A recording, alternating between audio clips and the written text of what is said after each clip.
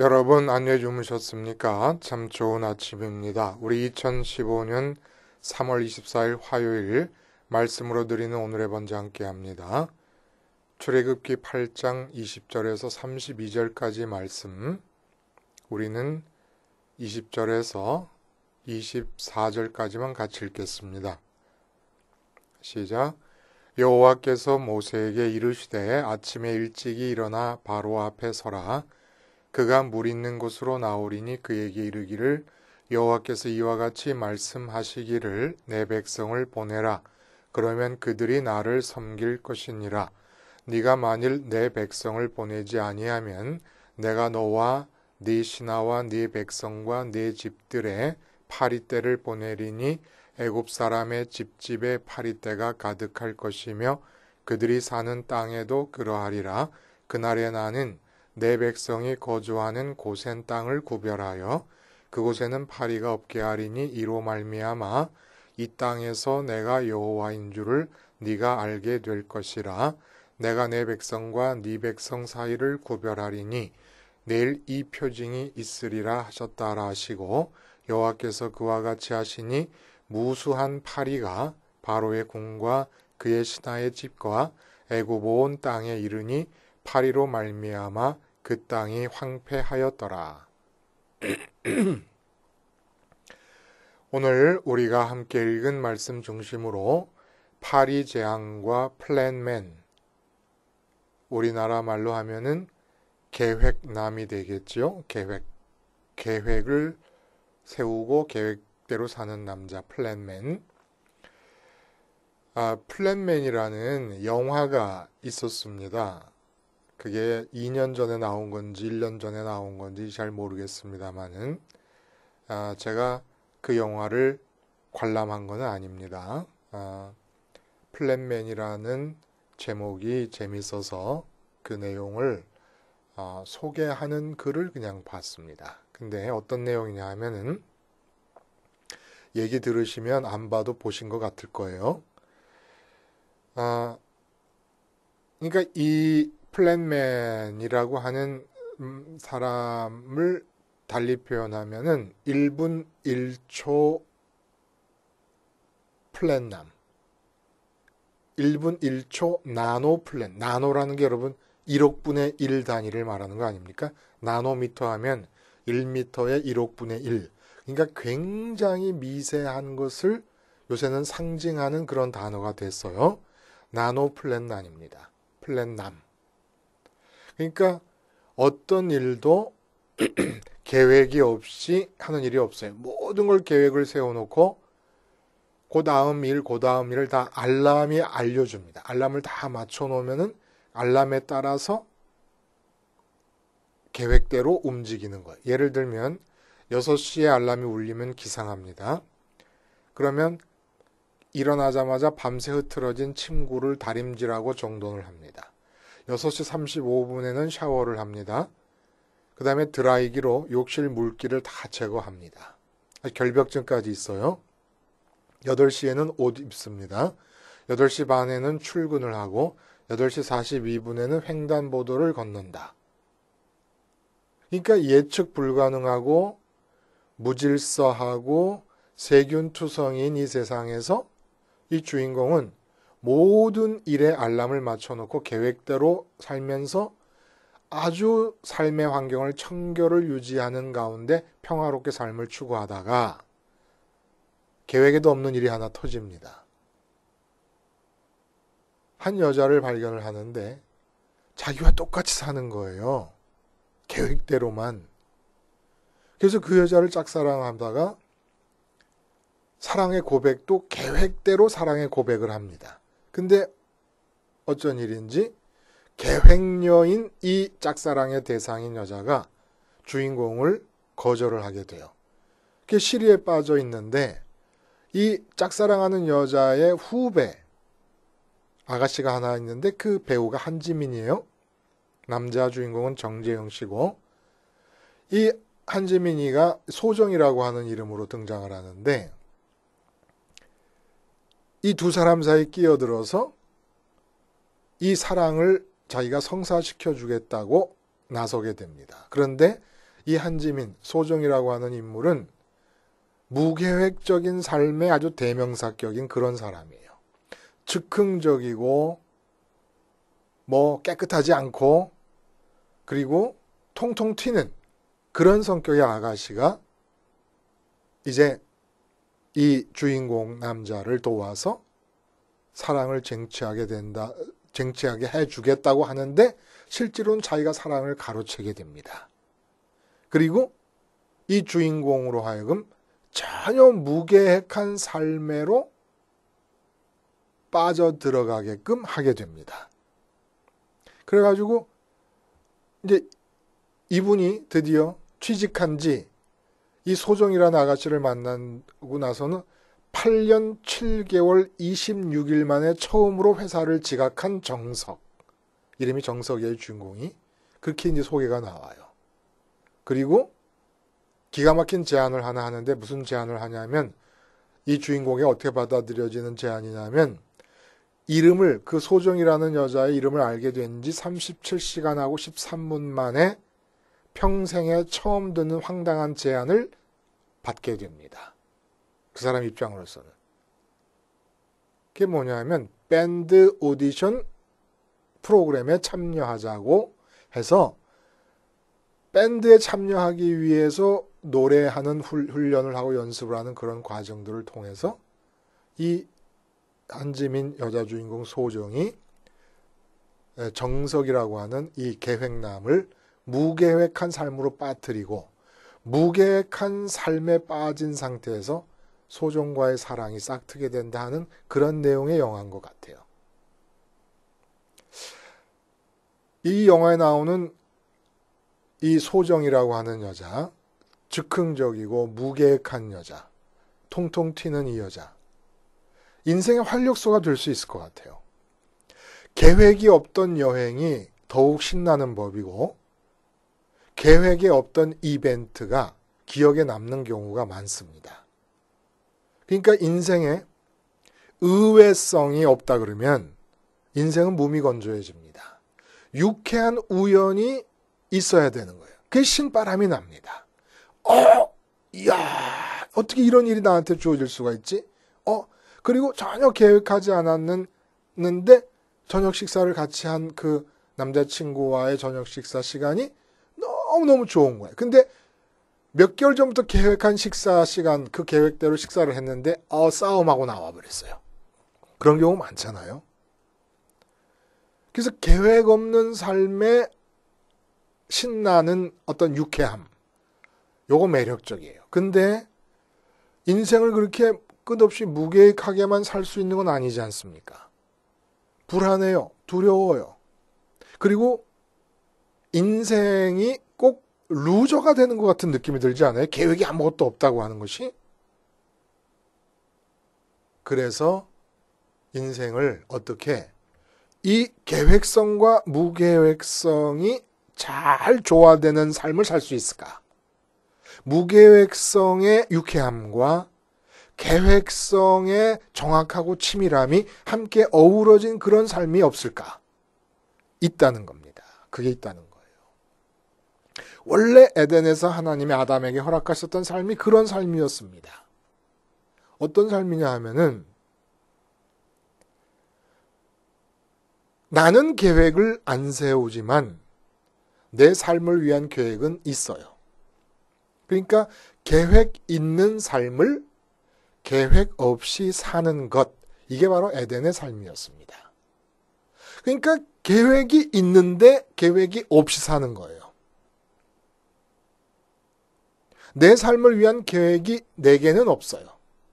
그러나 내 삶을 위한 계획이 하나님께 있어요. 하나님께서 내 삶을 위해 세워놓은 계획은 너무 치밀하고 완벽하고 하나님이 보시기에 좋은 것들로만 계획을 세워놓으셨습니다. 근데 그렇게 하나님 보시기에 좋은 그러한 삶의 계획의 내용들이 나로서는 다 우연히 만나는 거예요. 내 입장으로 보자면. 다 계획 없이 맞닥뜨리게 되는 거예요. 그러니 얼마나 신이 나겠습니까? 나는 계획을 하지 않았는데 주어지는 일들이, 되어지는 일들이 다 하나님이 천지를 지으신 무한한 지혜를 갖고 계시는 하나님의 관점에서 볼 때 보기에 좋은 일들이 내게서 자꾸 일어나는 거예요. 나는 계획한 바가 없는데. 생각만 해도 신나지 않아요? 근데 죄를 짓고 저주 속에 파묻혀 버립니다. 에덴에서 쫓겨납니다. 에덴에서 쫓겨나서 일어난 일이 뭐냐면 저주의 한 측면이 내가 내 인생을 계획해야만 되는 강박적인 삶을 살 수밖에 없게 됐다는 거예요. 계획이 없으면 불안합니다. 이게 바로 저주의 삶이 되었습니다. 그러니까 영화 제목에 플랜맨이라고 나오는데 원래는 인간에게 어떤 삶이 주어졌었냐면 매 순간 선악과를 따먹지 않음으로써 하나님의 판단을 받아들여야만 되는 상황으로 자기 스스로를 국한합니다. 그러면 어떤 일이 일어나느냐? 하나님이 판단만을 알려주시는 게 아니라 하나님 자신을 주십니다. 그래서 하나님을 사랑하게 되는 결과가 나오는 거예요. 선악과를 따먹지 않으면. 그러니까 우리는 플랜맨이 되면 안 되는 것이고 러브맨이 됐어야 되는 거예요. 매 순간 하늘에 계신 하나님을 사랑하는 하늘을 사랑하는 러브맨, 하늘 러브맨. 그러면 플랜맨이 존재할 필요가 없습니다. 왜? 지상의 나의 삶에 대해서는 플랜갓이 계시니까. 그러니까 이 땅에는 플랜맨이 있을 필요가 없는 거예요. 모세가 엄청난 일을 지금 진행하고 있는 거지만 모세는 플랜맨이 아닙니다. 모세는 매 순간마다 자기의 판단을 죽이고 하나님을 받아들이는 하늘 러브맨입니다. 근데 모세를 통해서 이 땅에서 이루시려고 하는 계획은 플랜맨이 아니라 플랜갓이 갖고 계십니다. 지상 플랜갓, 하늘 플랜맨, 이것이 완벽한 조화였다는 거예요. 근데 플랜맨으로 바뀌어버려요. 플랜맨이 된 것이 저주예요. 이게 재앙입니다. 이게 바로. 이 이야기를 오늘 파리 재앙의 이야기가 우리들에게 해주고 있다는 거예요. 넷째 번의 이 파리 재앙 역시도 같은 관점으로 봅니다. 무슨 관점? 이미 바로와 애굽은 영적인 의미에서 아담으로 인한 저주와 재앙 가운데에 있는 겁니다. 그 재앙의 국면이 이렇게 다양한 국면을 갖고 다양한 측면을 갖고 나타나고 있는 것이죠. 그것이 단지 영적인 차원이기 때문에 영적인 차원이라는 건 보이지 않으시는 하나님과의 관계에서 일어나는 일이기 때문에 우리 사람들이 재앙 가운데 있고 저주 가운데 있으면서 그걸 저주로 재앙으로 의식을 못하는 거예요. 내가 지금 재앙스러운 일을 하고 있고 저주스러운 일을 하고 있으면서 그걸 저주고 재앙인 줄을 모르고 있다는 얘기입니다. 근데 하나님께서 선민들과의 관계에서 단순히 바로를 꺾어서 출애굽을 가능하게 하시기 위해서만 재앙을 주시는 게 아니라 선민들에게 기적적인 역사로 재앙을 일으키시면서 당신 자신을 소개하고 계시고 전능하신 분으로서 그들을 선택한 사랑의 하나님으로 소개하고 계시고 동시에 선민들에게 선민들의 삶은 어떠한 내용이 되어야 하는가를 지금 가르쳐주고 계시는 겁니다. 어떤 내용이 돼야 됩니까? 이런 재앙을 통해서 보여지고 있는 저주로부터 해방된 자의 삶을 살아야 된다는 거예요. 자, 그렇게 관점을 지속시키면서 파리 재앙의 내용을 보면 이 파리라고 하는 말은 히브리어로 아로브라고 하는 단어인데 아라브라는 단어에서 나왔습니다. 아라브라고 하는 단어는 혼합물을 뜻하는 거예요. 섞는다라고 하는 뜻의 단어입니다. 섞는다, 혼합한다. 근데 그 옛날에 혼합물이라는 게 어떤 종류가 요즘은 뭐 합성섬유 혼합물 아닙니까? 우리나라로 말하면 비빔밥 이게 혼합물이 이렇게 섞는 건데 그 옛날에 혼합물이라는 게 특히 이 파리와 연관돼서 혼합물 파리라는 곤충을 보면서 왜 섞는다는 얘기에서 그 파리라는 곤충의 이름을 붙였을까? 라는 거예요. 이거는 무슨 얘기입니까? 가장 그 옛날 대표적인 혼합 상태. 그 쓰레기더미예요. 더러움입니다. 더러움. 더러움이라는 건 뭐든지 한 가지만 모아져 있으면 더러운 게 아니에요. 예를 들어 오물이라도 오물만 모아져 있으면 더러운 게 아닙니다. 근데 오물이 내 옷에 닿는다. 이게 혼합되는 거잖아요. 이 더러워지는 거 아닙니까? 그러니까 파리를 혼합물에서 얘기한다는 것은, 그러니까 그 혼합물이라고 하는 단어에서부터 이름을 끄집어냈다는 것은 쉽게 말하면 쓰레기 더미, 썩어가고 있는 부패물들이 모여 있는 곳. 그 상황에서 파리가 늘 앉아있고 파리가 생기고 거기에 파리가 모이고 하니까 파리 이름을 혼합물로 진 것이에요. 그게 가장 최근에 이 지금 성경에서 나오는 파리를 개파리라고 얘기합니다. 독, 멍멍멍, 독, 플라이, 독플라이, 개파리라고 그러는데 개파리에 관한 최근의 기사를 살펴보면 어떤 얘기냐면 2013년도의 기사입니다만은 개파리가 어떤 파리냐면 금방 죽은 시체에는 앉지도 않습니다. 썩어가는 시체를 좋아해서 그 시체에만 앉습니다. 이게 한때 멸종했다가 160년 만에 처음으로 등장을 했다는 거예요. 유럽에서. 그래서 이탈리아에서 발견된 치즈파리와 함께 10대 악마적이고 엽기적인 곤충이라고 이름이 붙은 파리가 또 이 개파리입니다.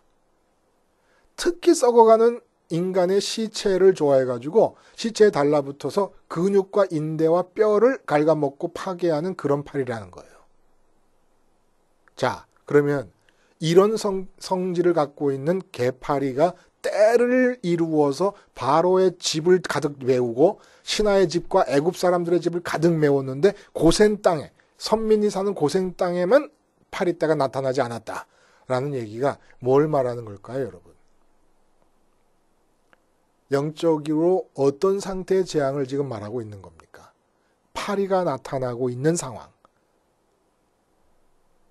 혼합물, 시체가 사람이 사는 삶의 현장 한가운데 함께 혼합되어 공존하고 있다는 걸 말합니다. 그 상태에서 파리가 나오는 거니까 이 파리 재앙이 뜻하는 바는 뭐냐? 지금 사람들이 바로나 애굽 사람들이나 모든 세상 사람들이 아담에 의해서 주어진 재앙 가운데 사는데 그 재앙의 한 측면이 뭐냐면은 자기 삶 가운데 시체를 두고 살고 있다는 얘기예요. 그래서 거기서 개파리떼가 드글드글 득실득실 하고 있다는 얘기입니다. 영적으로. 근데 영적인 거라서 못 깨닫고 있으니까 개파리떼를 물리적인 차원에서 눈에 보이는 차원에서 나타나게 해가지고 그 재앙을 알려주는 것이고 선민에게 경각심을 주는 겁니다. 너희의 영적인 삶이 하나님이 나, 스스로 있는 자인 나를 잃어버릴 때 이러한 삶이 된다라고 하는 것을 가르쳐주는 거예요. 그러면 시체라고 하는 게 뭘 뜻하는 겁니까? 시체. 그리고 더러움이라고 하는 것. 시체와 썩음과 부패와 불결함, 이게 다 영적인 의미에서 뭘 뜻하는 겁니까? 사람의 시체건 동물의 시체건 식물의 시체건, 식물도 시체라고 하는지 모르겠습니다만은 시체의 특징이 뭐냐면 이 땅을 지으시고 삼라만상을 지으시고 삼라만상의 생사화복을 주관하시는 하나님께서 당신의 계획과 당신의 뜻을 더 이상 흘려보내지 않고 있는 자리가 바로 시체입니다. 하나님의 계획이 끝난 자리예요. 그거 바로 시체입니다. 근데 바로와 애굽이 영적인 의미에서 시체를 삶의 한 가운데 두고 있음으로써 개파리떼가 생겼다고 하는 건 뭘 말하냐? 하나님과 상관없이 내가 계획을 세우고 사는 삶. 이게 바로 하나님의 계획은 흘러들어오지 않고 있는데 내가 계획을 세우고 시작하는 사업. 그 사업이 뭡니까? 그게 바로 시체라는 겁니다. 영적으로 보자면 지금 개파리떼가 드글드글 알을 까고 구데기가 생겨갖고 개파리떼가 나올 수밖에 없는 그러한 상태라는 거예요.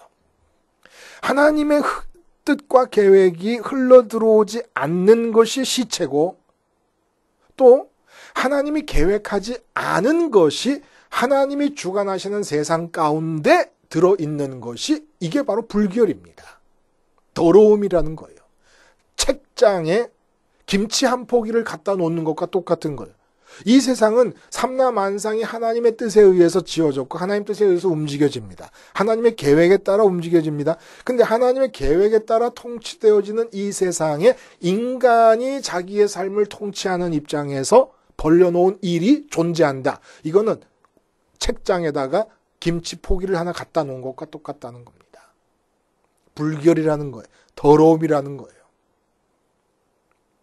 그리고 하나님의 계획이 흘러들어오지 않는 일이 내 삶에 존재한다. 내가 계획한 일과 내가 지금 시도하고 있고 진행하고 추진하고 있는 이 일들 중에 하나님의 계획의 흐름이 단절되고 나로부터 계획의 흐름이 되고 있다. 이게 바로 시체라는 겁니다. 하나님의 뜻이 멈추고 있는 거, 하나님의 계획이 흘러들어오지 않는 게 시체니까. 그래서 지금 여러분 하고 계시는 사업, 여러분이 다니시는 직장, 여러분이 지금 세워놓으신 자식에 대한 계획, 여러분 노년에 대한 계획, 이런 것들이 하나님으로부터 오는 것이 아니라 그러면 다 시체를 끌어안고 있다는 거예요. 여러분 의정부에선가 어떤 여자분이 자기 남편을 죽여서 독에다가 집안에 있는 독에다 그 플라스틱 독에다가 집어넣고 자기 또 애인이었던 그 외국 근로자를 또 죽여가지고 그 독에다 또 묻어갖고 몇 년 동안인가를 그 독에 둔 채로 집안에 둔 그런 일이 있었잖아요. 그 끔찍한 일, 그 엽기적인 일이 이 지구에 사는 거의 모든 사람의 삶에서 매일같이 일어나고 있다는 겁니다.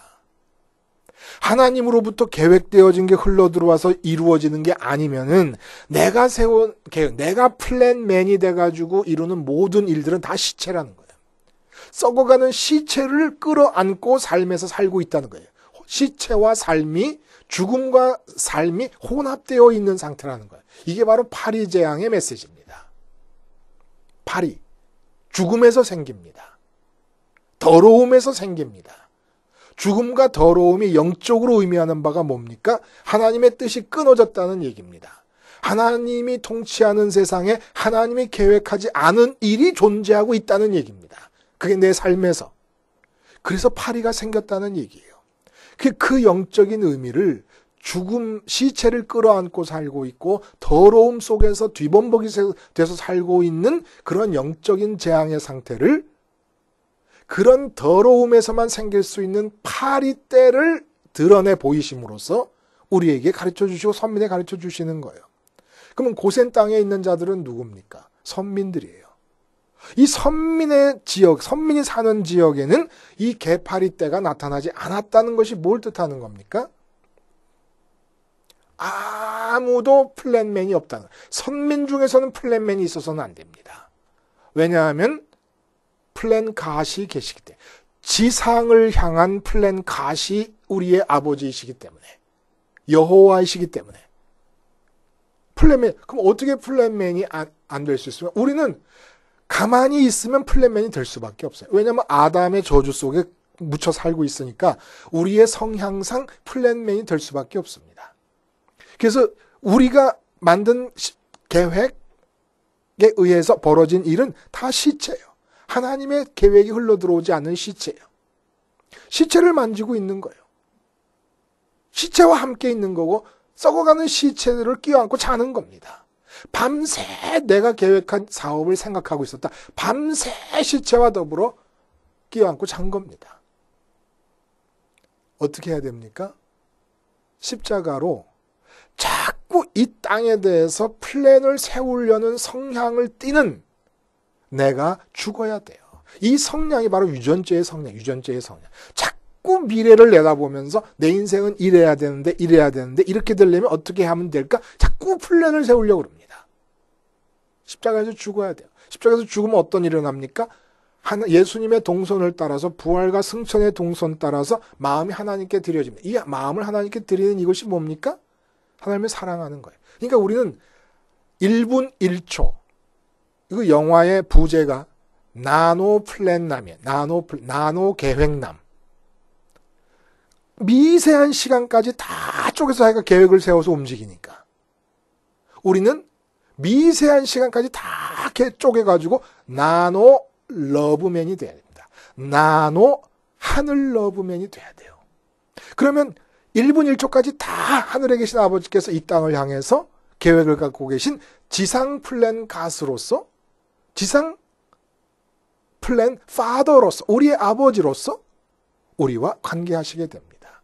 그러니까 나는 이 세상을 매 순간마다 계획대로 살거나 계획을 세우며 사는 게 아니라 매 순간마다 이 땅에 대해서 죽고 하나님을 사랑하는 러브맨으로 사는 거예요. 하늘 러브맨으로 삽니다.